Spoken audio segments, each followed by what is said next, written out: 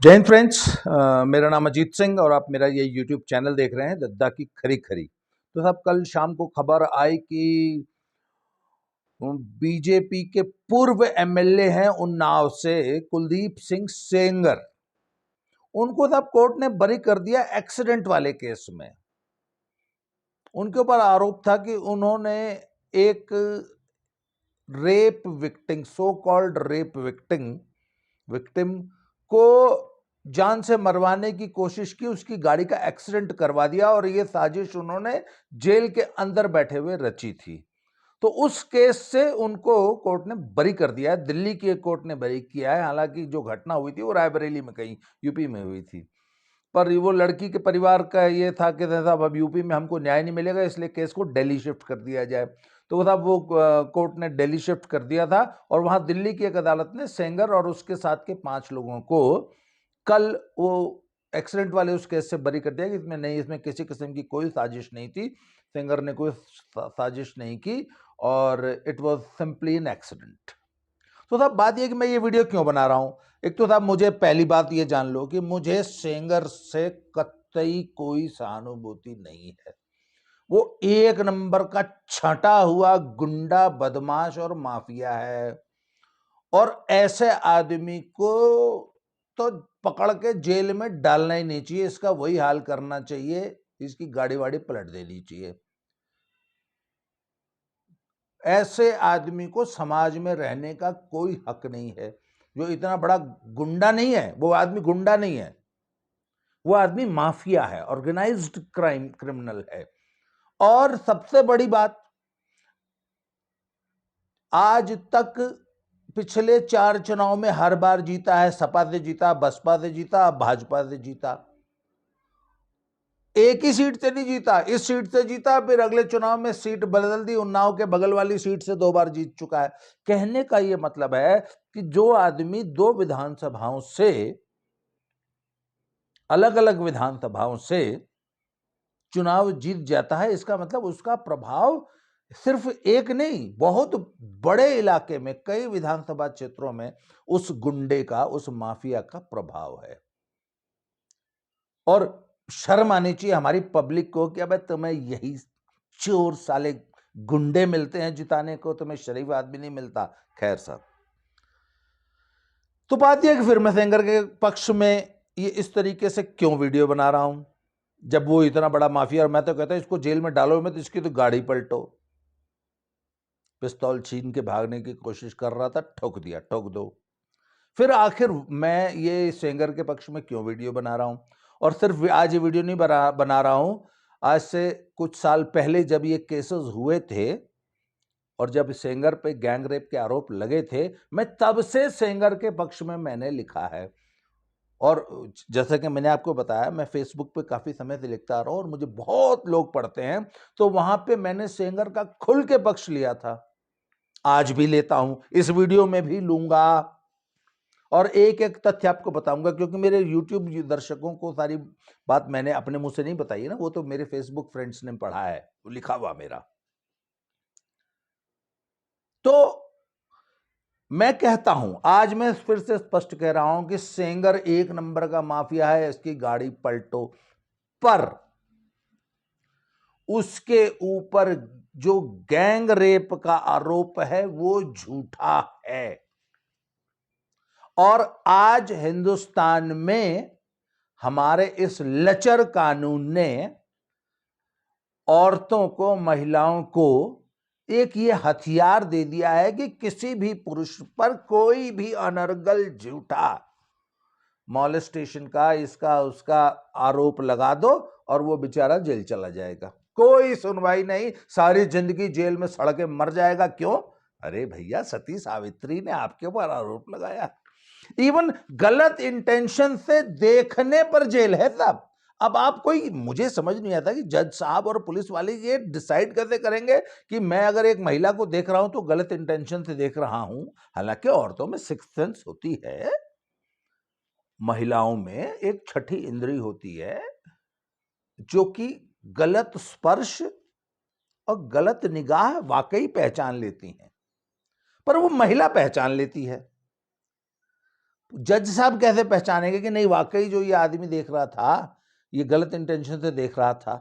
खैर, तो महिलाओं के हाथ में ये हथियार दे दिया गया है। पहले सिर्फ डाउरी का था, अब ये नया दे दिया है निर्भया कानून के तहत। तो साहब हुआ ये कि 11 जून 2017 को सेंगर के गांव की एक लड़की है साहब,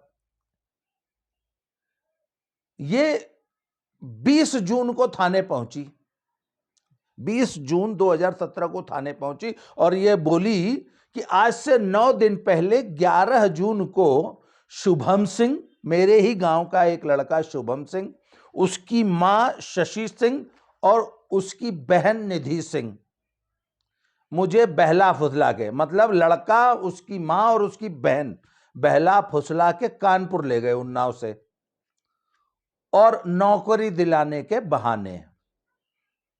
और फिर वहां पे मुझे शुभम सिंह और उसके तथाकथित एक ड्राइवर ने मेरे साथ गैंगरेप किया। 11 जून को किया, पर मैं रिपोर्ट लिखाने आई हूं 20 जून को, 9 दिन बाद। और ये वाह सब वाह, लड़का गैंगरेप करने जा रहा है तो अपनी मां और बहन को साथ लेके जा रहा है। Very good. और बहन की उम्र भी जो है 16-17 साल ही है। तो साहब इसकी एफआईआर दर्ज हुई 20 जून को, और 22 जून को साहब ये मेडिकल हुआ। घटना के लगभग 12 दिन बाद, 11-12 दिन बाद, फिर अचानक उस लड़की को याद आया कि अरे मैं तो भूल गई थी, 11 जून से पहले, 11 जून से एक हफ्ता पहले 4 जून को मैं तो कुलदीप सिंह सेंगर साहब एमएलए साहब के घर भी नौकरी मांगने गई थी, एक हफ्ता पहले।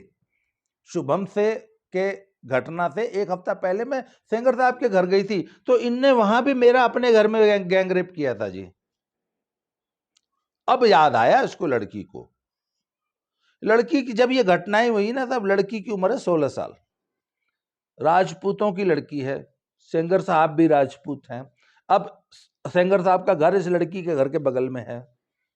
अब मैं इस पूरे घटनाक्रम का थोड़ा सा आपको बेसिक जानकारी दे देता हूं।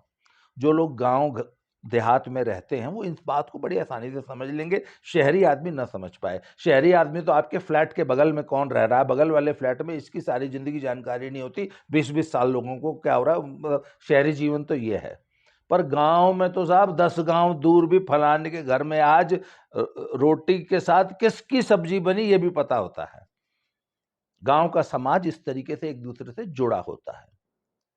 तो साहब पहले ये सेंगर और इस लड़की का बाप बहुत अच्छे मित्र थे आपस में, दयादी। दयादी मतलब एक ही खानदान के, एक ही परिवार के पटीदार दयाद लोग जो होते हैं ना, जो आज से 4 पुश्त पहले दादा एक ही थे, 7 पुश्त पहले, फिर बाद में जो खानदान बट गया, उस टाइप के इनकी आपस में संबंध है। अगल बगल पड़ोस में रहते हैं। और किसी जमाने में बहुत अच्छी मित्रता थी, जब सेंगर नया नया था, अभी पॉलिटिक्स में नहीं था, और इस लड़की के परिवार के लोग गांव के प्रधान बनते थे। फिर सेंगर नया नया सा पॉलिटिक्स में उतरा, तो सेंगर बोला हम हूं प्रधानी लड़ेंगे। तो प्रधानी को लेके दोनों परिवारों में थोड़ा सा मनमुटाव हुआ बहुत साल पहले। फिर वो मनमुटाव धीरे धीरे बढ़ता बढ़ता दुश्मनी में बदल गया, और गांव में इस प्रकार की दुश्मनियां हो जाना आम बात है साहब, कोई नई बात नहीं है। आपस में परिवार, दयाद, पटीदार, एक्सटेंडेड फैमिलीज कुत्तों की तरह लड़ती हैं, पर आपस में लड़ती हैं। जैसे किसी बारी वाले से झगड़ा होता है तो सब तुरंत सारे मतभेद भुला के एक हो जाते हैं और गोजी डंडा लेके दौड़ पड़ते हैं। उस वक्त 1 मिनट में सारे मतभेद भुला दिए जाते हैं। फिर लड़ाई वड़ाई खत्म, ही कुल काम फिट भैल, उसके बाद फिर से आके हमारी तुम्हारी तो लड़ाई है, ये है। तो अब ये गांव का एक नेचर है। तो तब इन दो परिवारों की दुश्मनियां हो गई, दुश्मनियां धीरे धीरे बढ़ने लगी, बढ़ते बढ़ते मारपीट में बदल गई। मारपीट, और गांव में मारपीट, गोली बंदूक बम कट्टा, पचफैरा, लाठी डंडा गणसा, अद्धा अद्धी, ये सब आम बात है। गांव में आपस में लड़ाई हो जाना, मारपीट हो जाना बहुत कॉमन बात है। तो इन परिवारों का सब ये मारपीट लड़ाई झगड़ा चल रहा था और समाज में ऐसे 1 2 4 केस नहीं, हर गांव में ऐसे 100-50 केस चल रहे हैं। आप किसी भी गांव का सर्वे कर लीजिए, भैया फलाने का फलाने से झगड़ा, फलाने का फलाने से झगड़ा, मतलब गांव में कम से कम 100 आपस में विवाद तो एट अ टाइम पैरेलल चलते हैं। इनके भी चल रहे थे, कोई कॉमन बात नहीं है। पर साहब उन लड़ाइयों में भी ना एक मर्यादा होती है। पुरुष आपस में लड़ लेते हैं, पर आमतौर पे महिलाएं इन्वॉल्व नहीं होती हैं, बच्चे इन्वॉल्व नहीं होते। मैं अपने परिवार का एक किस्सा बता देता हूं आपको। हमारे परिवार में एक परिवार से बहुत पुरानी अदावत है और हमारे पिताजी के बड़े भाई ताऊ जी ने वो अदावत शुरू की थी 1960s में, और आज 60 से लेकर मेरे जन्म से 5 साल पहले से वो अदावत चली आ रही है।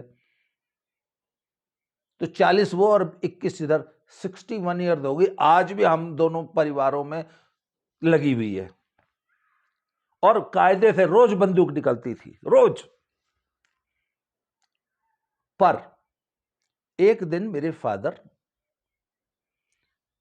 गांव से करीब 3 किलोमीटर दूर सड़क से कहीं जा रहे थे, तो पीछे से वो जो हमारे विरोधी कट्टर दुश्मन है ना, वो अपनी जीप से आ रहे थे और उस जीप में जो उस परिवार के जो मुखिया बैठे थे वो पिताजी से उम्र में छोटे।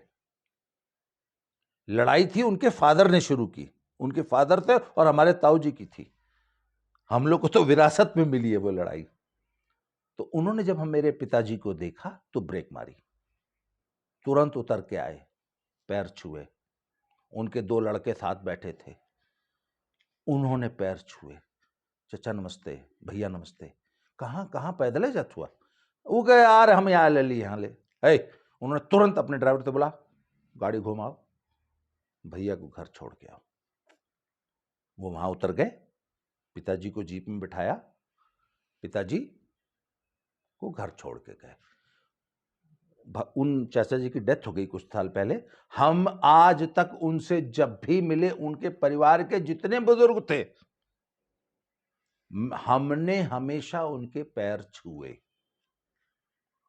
उनके गांव के उनके परिवार के सारे बच्चे पिताजी के पैर छूते थे। आज जो अगली पीढ़ी है वो हमारे पैर छूती है। दुश्मनी आज भी बरकरार है वैसी ही।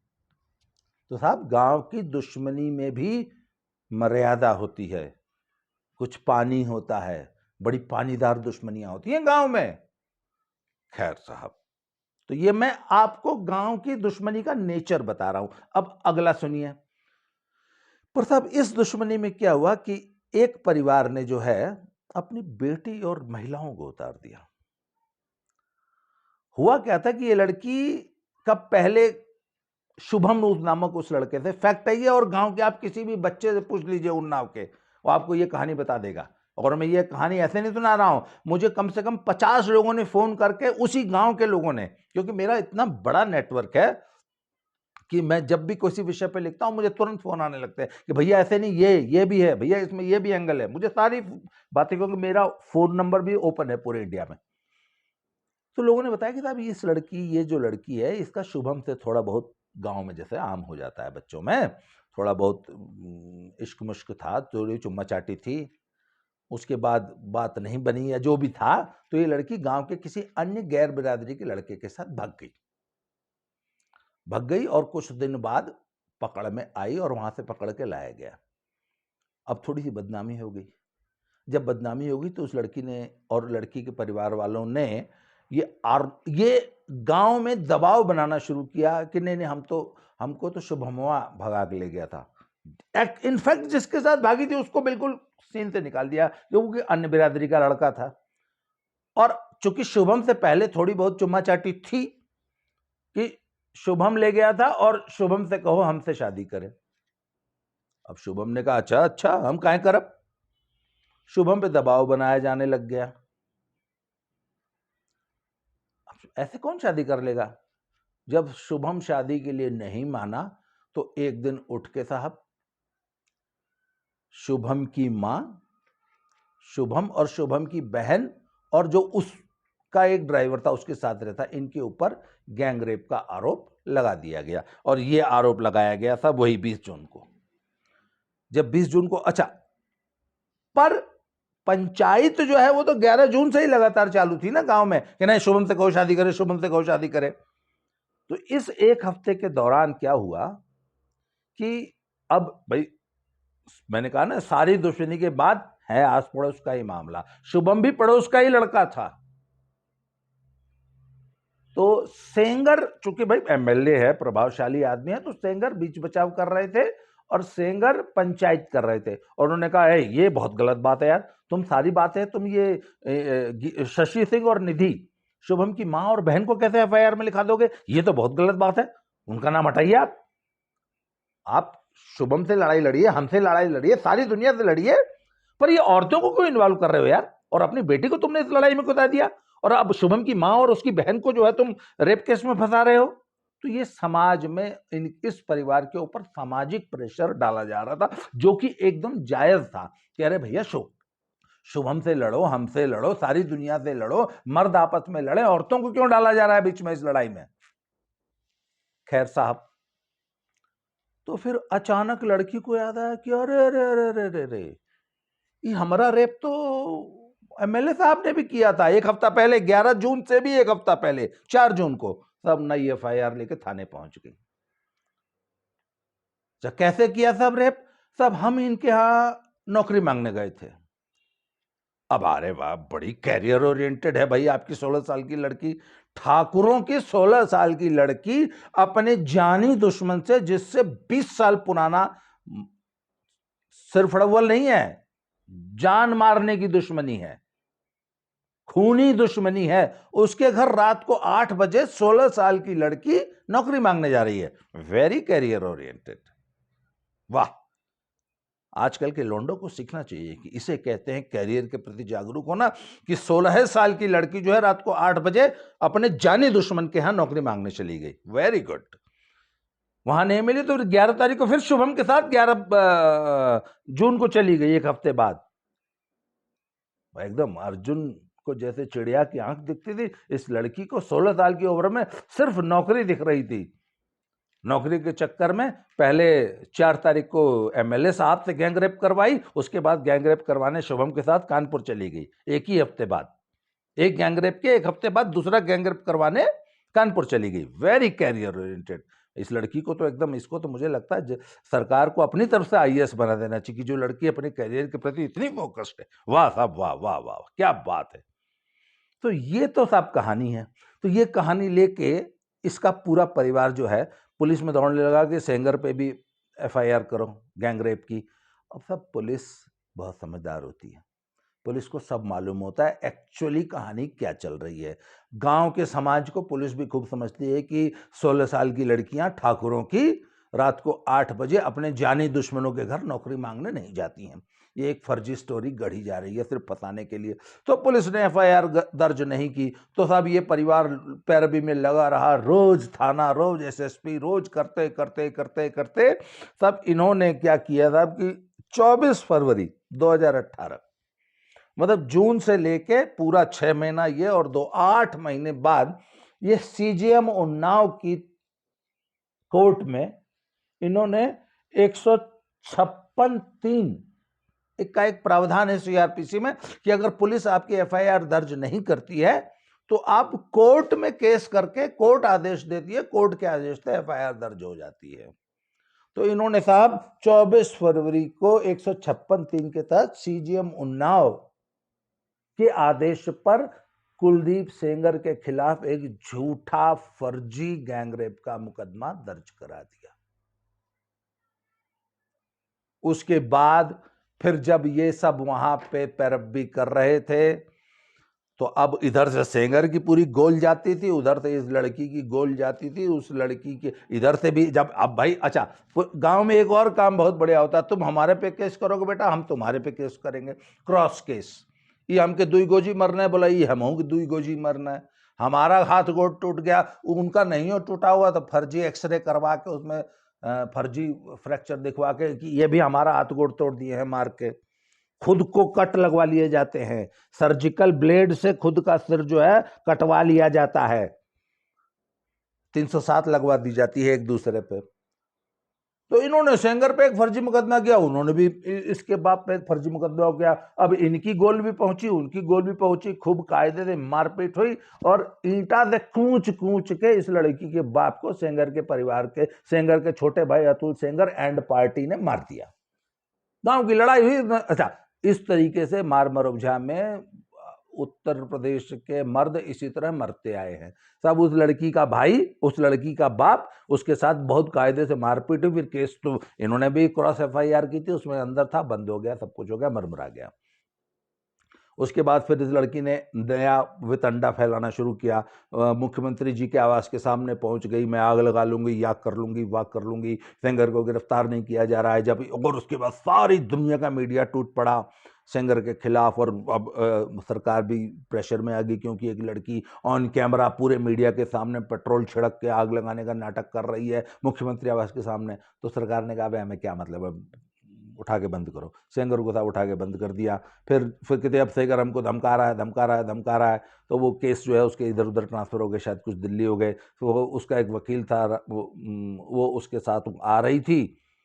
मौसम बहुत खराब था, सड़क पे बहुत फिसलन थी, और 100 की स्पीड से गाड़ी चला रहे थे वकील साहब। ये लड़की दिल्ली रहने लग गई थी, क्योंकि इसने ये बहाना बनाया था कि मेरी सुरक्षा को खतरा है यहाँ पे सेंगर की वजह से उन्नाव में, तो इसको दिल्ली शिफ्ट कर दिया गया था। वहां से दिल्ली से ये कोर्ट की तारीख में या कुछ में करने ये आ रही थी उन्नाव, और खुद वो उसका वकील ही वो गाड़ी ड्राइव कर रहा था, मारुति डिजायर थी शायद। सामने से एक ट्रक रॉन्ग साइड से चलाता हुआ बहुत तेजी से आ गया। इन्होंने ब्रेक मारी, खुद वकील साहब चला रहे थे। उस एक्सीडेंट में इस लड़की की 2 मौसियां मर गईं, वकील साहब बहुत बुरी तरह घायल हो गए, ये लड़की भी घायल हो गई। शायद बाद में वकील साहब भी मर गए, या उसमें 2 या 3 लोग ऐसे मरे थे, मुझे एग्जैक्टली याद नहीं है अब। और ये लड़की बहुत बुरी तरह घायल हुई थी। फिर एक बहुत बड़ा वितंडावाद मचा पूरे यूपी में, होई क्या हो रहा है, क्या हो रहा है, सेंगर ने जो एक्सीडेंट करवा दिया, मरवा दिया, मरवा दिया। पुलिस गई, पुलिस ने बाकायदा सीन रिक्रिएट किया, और बाकायदा फोरेंसिक जांच में ये पाया गया कि it is simply an accident. पर तब कौन सुनता है। सेंगर पे एक और केस लाद दिया गया कि इसने सब साजिश करके लड़की को मरवाने की कोशिश की, जिसमें उसकी 2 मौसियां मर गई। खैर उस केस में, एक्सीडेंट वाले केस में, ये फैसला आया है कल कि जो है ये सेंगर का कोई दोष नहीं, it was merely an accident.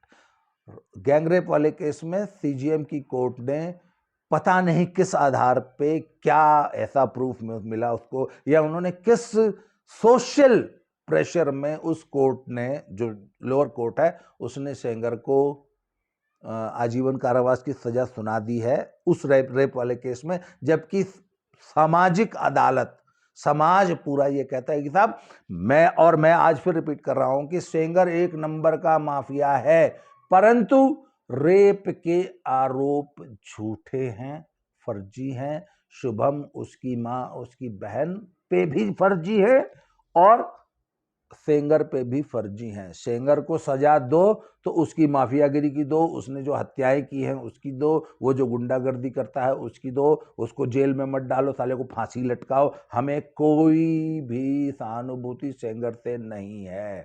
परंतु औरतें ये जो झूठे आरोप लगा के मर्दों को रेप के आरोप लगा के फंसा देती हैं, ये इससे हमें आपत्ति है कि सेंगर पे बाकी सब आरोप सही हैं, रेप के आरोप झूठे हैं। और ये रेप के झूठे आरोप लगाकर और डाउरी के झूठे आरोप लगाकर पुरुषों का उत्पीड़न बंद किया जाए। मेरे इस आज के इस एपिसोड का, आज की इस वीडियो का एकमात्र ये उद्देश्य है। दूसरी बात है कि YouTube को तो आप जानते हैं, मेरी ऐसी प्रत्येक वीडियो पे वो मोनेटाइजेशन नहीं करता है। पता नहीं मेरे वीडियोस में उनको ऐसे कौन से कीवर्ड्स मिल जाते हैं जिस वजह से वो तुरंत इस पे जो है मोनेटाइजेशन इसका रिस्ट्रिक्ट कर देगा, इस पे एड्स को रिस्ट्रिक्ट कर देगा। और मुझे हर वीडियो को बनाते समय ये सोचना पड़ता है कि ये भगवान वीडियो बना रहा हूँ, पता नहीं मोनेटाइजेशन होगा कि नहीं होगा, एड्स इस पे चलेंगे कि नहीं चलेंगे। और भैया आपको तो मालूम है, एड्स आते हैं, मोनेटाइजेशन होता है, तब यूट्यूब से 4 पैसे आते हैं। और भैया देखो, बड़ी फ्रैंकली एक बात बता दूं, मैं वीडियो बनाता हूं या दुनिया का कोई भी यूट्यूबर वीडियो बना रहा है तो इसलिए बनाइए, this is a profession. Views मिलेंगे, एड्स उस पे आप लोग देखेंगे तो 4 पैसे मिलेंगे, तो हमारा भी मोटिवेशन बना रहेगा। खैर, इस वीडियो पे मोनेटाइजेशन नहीं होगा, ये मुझे 100% गारंटी है। होगा भी, अच्छा होता कहता है, पहले ये वीडियो एड रिस्ट्रिक्ट कर देते हैं, उसके बाद हम जो है रिक्वेस्ट करते हैं, अरे भैया इसमें कुछ नहीं है, तो ये 4 दिन बाद जो है उसका वो रिस्ट्रिक्शन हटाते हैं, तब तक सारे व्यूज तो निकल चुके होते हैं। खैर साहब, इसके बावजूद मैं आपसे रिक्वेस्ट करूंगा कि मेरे इस चैनल को सब्सक्राइब कीजिए, इसको शेयर कीजिए, लाइक कीजिए, मेरे वीडियोस को अपने फ्रेंड्स के साथ शेयर कीजिए, जिससे मेरा चैनल ग्रो करे। अभी तक आपने जो मुझे प्यार दिया है उसके लिए बहुत बहुत धन्यवाद, और मुझे सपोर्ट कीजिए जिससे कि मैं इसी तरह आपके पास अच्छे अच्छे वीडियो बनाता रहूं। आज के लिए इतना ही, बहुत बहुत धन्यवाद, थैंक यू वेरी मच।